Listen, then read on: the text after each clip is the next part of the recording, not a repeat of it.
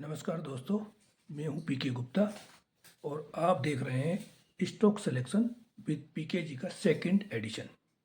जैसा कि हमने फर्स्ट एडिशन में जिक्र किया था कि आज हम कुछ इंडिकेटर्स जो डेली फ्रेम पे ज़रूरी होते हैं उनकी चर्चा करेंगे। तो मैं बताता हूं आपको कौन कौन से इंडिकेटर हमें चार्ट पे लगाने चाहिए। पहला इंडिकेटर है RSI, रिलेटिव स्ट्रेंथ इंडिकेटर। दूसरा इंडिकेटर है MACD, moving average convergence divergence. तीसरा इंडिकेटर है ADX, एवरेज डायरेक्शनल इंडेक्स।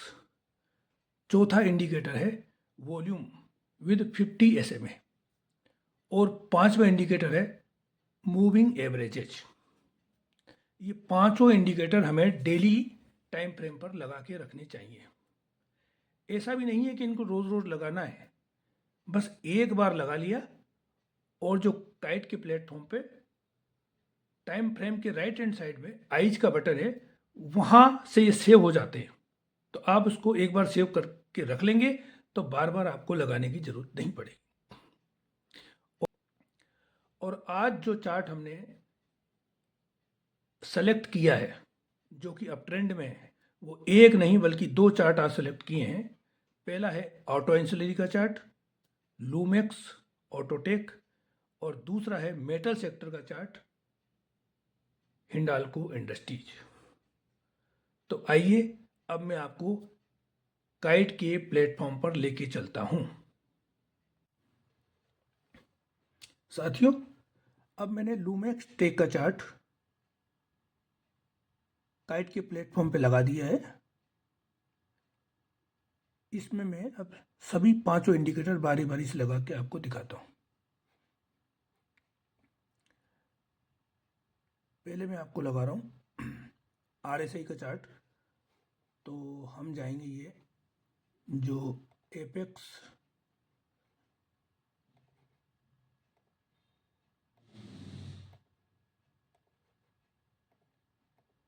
जो ये साइन बना हुआ है प्लस एपेक्स, ये देखिए,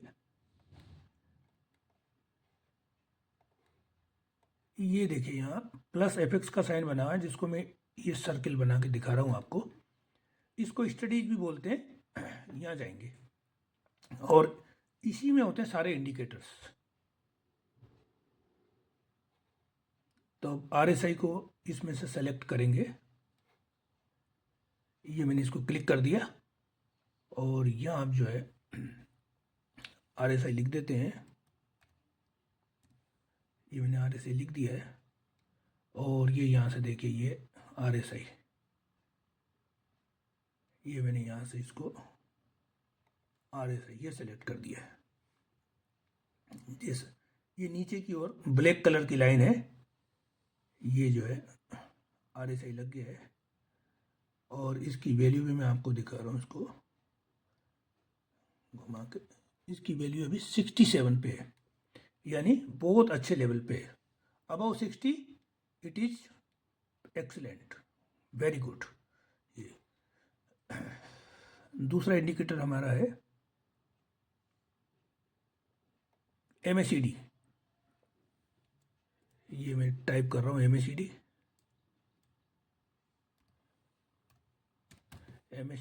टाइप करके ये यहाँ से किया सेलेक्ट और ये MACD को भी मैंने लगा दिया है। ये देखिए बड़ा कर रहा हूँ मैं MACD को भी। अब RSI को भले ही छोटा कर दो क्योंकि उसमें केवल एक ही वैल्यू देखनी होती है आपको, एक ही लाइन है और डिफ़ॉल्ट में लगाना होता है। MACD को भी डिफ़ॉल्ट में, RSI को भी डिफ़ॉल्ट में लगा दिया हमने। MACD में तीन चीज़ें हैं। एक ये नीचे जो बन रहा है रेड कलर की बार और ये हरे रंग की बार्स, ये देखिए ये हरे रंग की बार्स, ये रेड कलर की बार्स है। सर्कल करके आपको मैं मार्क करके दिखाऊं तो ज़्यादा समझ में आएगा। ये देखिए ये है ग्रीन कलर की बार और ये रेड कलर की बार, ये ग्रीन कलर की बार है जो नीचे बनी है जीरो लाइन के नीचे, और ये रेड कलर की बार, ये देखिए ये रेड कलर की बार है, ये ग्रीन कलर की बार है, ये जीरो लाइन के ऊपर बनी है, ये रेड कलर की बार, ये। अब इसमें दो लकीरें हैं एक साथ, और क्रॉस ओवर जो होता है ब्लैक, ये ब्लैक लाइन और रेड लाइन, ये इंपॉर्टेंट है। ये जो यहाँ क्रॉस ओवर हुआ है ये इंपॉर्टेंट है। देखिए ब्लैक कलर की लाइन रेड कलर की लाइन को क्रॉस करके ऊपर की ओर चली गई है। थोड़ा और जूम कर देता हूँ तो आपको और क्लियर समझ में आएगा।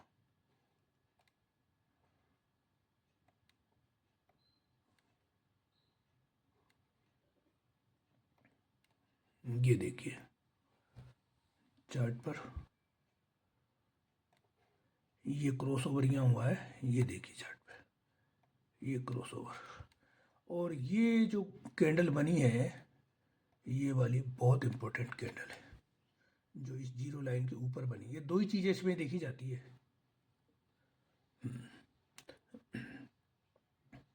नीचे की बार्स जो रेड कलर की बनी है वो नेगेटिव है किसी भी स्टॉक्स के लिए, और जो ऊपर हरे रंग की बनती है वो है पॉजिटिव। चलो इसको भी अब हटा देते हैं और अब हम चलते हैं तीसरे इंडिकेटर पे जिसका नाम है ADX। ये मैं अब यहाँ से ADX लगा के दिखा रहा हूँ आपको। ADX सेलेक्ट कर लिया मैंने और ये ADX भी चार्ट पे लगा दिया है। ये देखिए MACD को भी अब मैं छोटा कर रहा हूँ ताकि ADX को आपको क्लियरली दिखा सकूँ। ADX की वैल्यू आप पढ़ेंगे, ये राइट हैंड साइड में एक्सट्रीम राइट में 25.70 है आज जब मैं ये वीडियो बना रहा हूँ। अभी ये करंट वैल्यू है जो आपको दिख रही है, ये देखिए यहाँ पर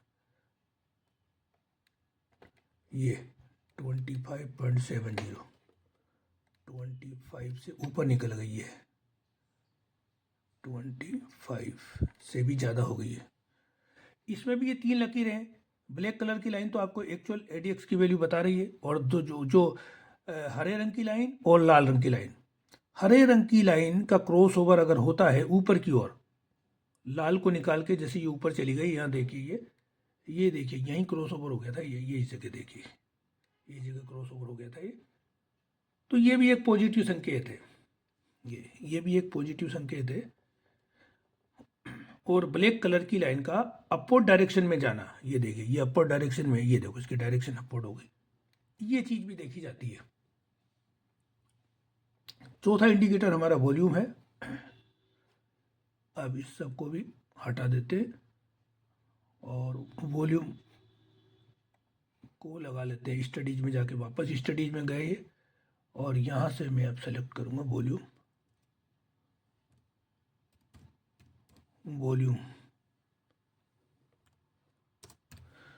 चार्ट आ गया, ये वॉल्यूम चार्ट आ गया, सेलेक्ट कर लिया मैंने, वॉल्यूम नीचे लगा दिया है। अब जो वॉल्यूम इसमें बन के आ रहा है लूमेक्स टेक में, उस पर भी ध्यान देने की ज़रूरत है। अच्छा वॉल्यूम बन के आ रहा है, ये देखिए मैं सर्किल करके बता रहा हूँ, ये देखिए वॉल्यूम ये अच्छा बन के आ रहा है वॉल्यूम। मतलब पिछले वीक से, जो पिछले वीक में वॉल्यूम था ये छोटी छोटी बार थी, उससे वॉल्यूम अब अच्छा जनरेट हो रहा है। एक मैं मूविंग एवरेज भी लगा के आपको दिखा देता हूँ। मूविंग एवरेज लगेगा,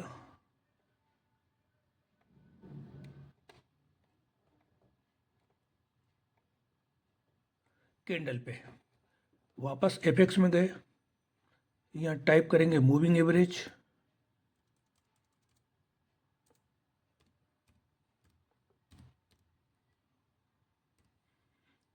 नीचे आ गया मूविंग एवरेज, यहाँ से सेलेक्ट कर लिया।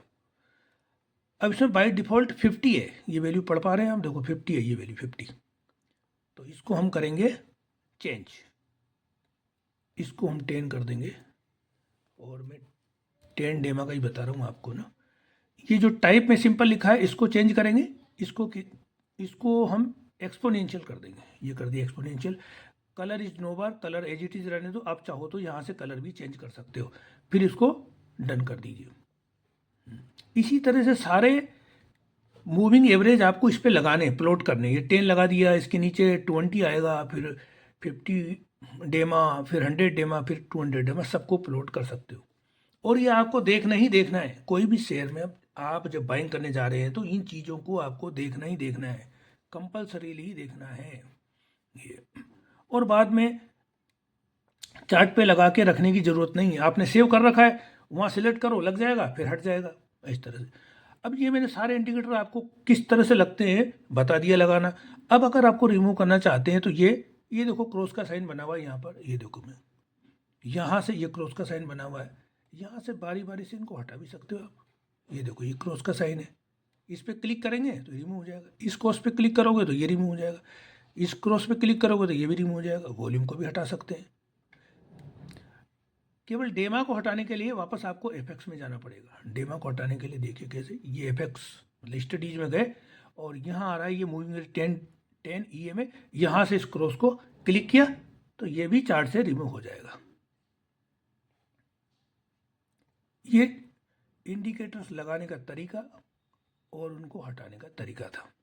अब इनका इंपॉर्टेंस क्या है, ये चार्ट पे क्या बताते हैं आपको, ये करते हैं सिग्नल जनरेट फॉर बाइंग। ये देखिए मैं बता रहा हूँ आपको, चार्ट को थोड़ा छोटा कर लें। अब ये देखिए, यहाँ से चले हम इस लेवल पे आ जाते हैं, इसको भी नीचे ले लो, ये देखो ये लेवल। इसने सिग्नल जनरेट किया था 11 तारीख को, 11/7/2025 को, फॉर बाइंग, जहां सारे इंडिकेटर्स एक टुगेदर, मतलब एक समन्वय बना लेते हैं, एकजुट हो जाते हैं, सबकी वैल्यू जो रिक्वायर्ड है उतनी हो जाती है। जैसे RSI की वैल्यू 60 के ऊपर थी, यहाँ देखिए RSI की वैल्यू 60 के ऊपर है 11 तारीख को। MACD क्रॉसओवर हो गया, ब्लैक कलर की लाइन ऊपर चली गई है लाल वाली को काट के। हिस्टोग्राम जो है ये देखिए यहाँ पर बन रहा है, हिस्टोग्राम जो बन रहा है वो ये देखें यहाँ पर ये बन रहा है ग्रीन का। और ADX में जो हरे वाली लाइन है वो भी ऊपर चली गई है। ADX की वैल्यू 25 नहीं थी यहाँ पर, लेकिन ये अप ट्रेंड में है, ये भी देखना जरूरी है आपको। ग्रीन कलर की लाइन अगर ऊपर चले जाए और ADX अप ट्रेंड में हो, दैट इज सफिशिएंट। नीचे वॉल्यूम देखिए कितना जनरेट हो गया है, ये वॉल्यूम भी बहुत अच्छा जनरेट हो गया है। तो पांचों का समन्वय हो गया है, ये देखना बहुत जरूरी है। लेकिन इंडिकेटर के साथ साथ आपको 10 जो डेमा लगाया है इसकी ऊपर निकलना चाहिए प्राइस। ये यहाँ प्राइस ऊपर निकल गया है, ये देखिए प्राइस भी ऊपर निकल गया है।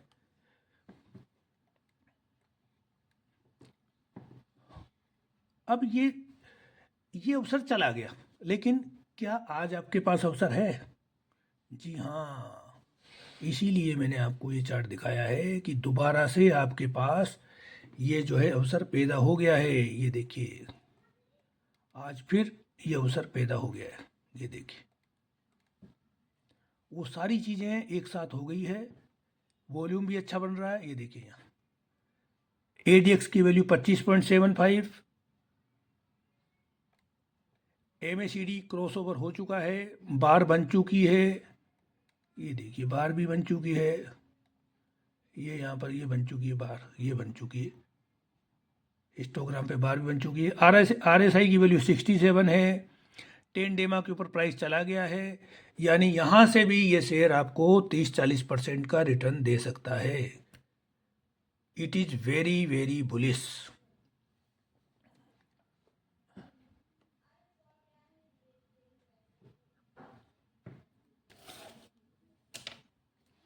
इसके अलावा भी साथियों मैंने आपको एक बात और बतानी थी कि ये पांचों इंडिकेटर का समन्वय आपने देख लिया, लेकिन यहाँ जो ये कैंडल्स है, ये वाली कैंडल्स हैं, इनमें कोई इस तरह का पैटर्न नहीं बनना चाहिए जैसे इवनिंग स्टार बन गया हो, या ट्यूजर टॉप्स बन गया हो, बेरिस इनगल्फिंग बन गया हो पैटर्न, शूटिंग स्टार बना हो, या हैंगिंग मैन बना हो। तब आपको कॉशियस होने की ज़रूरत है।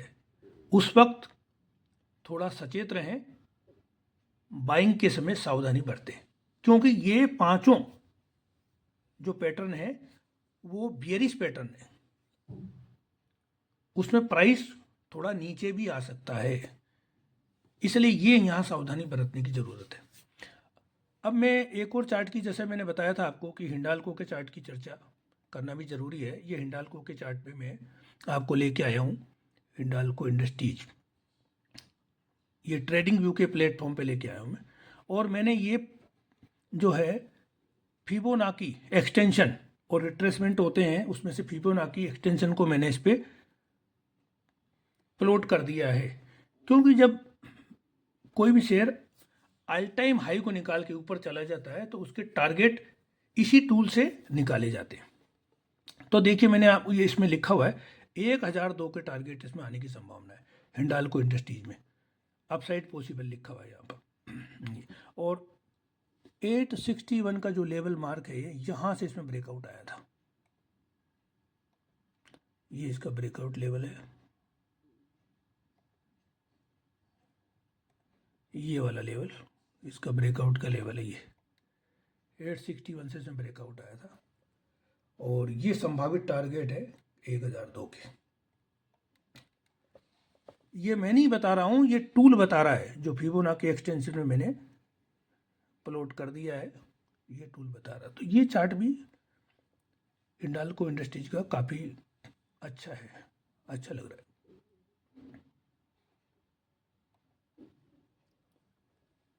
अब जो नेक्स्ट हमारा वीडियो होगा, नेक्स्ट एडिशन 4 में मैं आपको बताऊंगा कि चांदी और सोने में आपको इस वक्त ETF को खरीद के क्यों रखना चाहिए।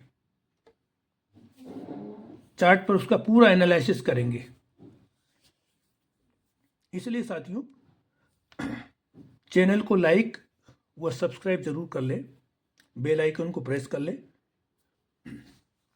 आपको याद दिला दूं कि जिस किसी शेयर में भी हम चार्ट पे चर्चा कर रहे हैं या उल्लेख कर रहे हैं, उनमें से किसी में भी हमारी खरीदने बेचने या फिर ट्रेड करने की राय नहीं है। जिन चार्ट पर कोई संकेत बनते हैं, कोई विशेष पैटर्न बनता है या कोई ब्रेकआउट आता है, तो उन चार्ट्स को हम कंसीडर करते हैं समझाने के लिए,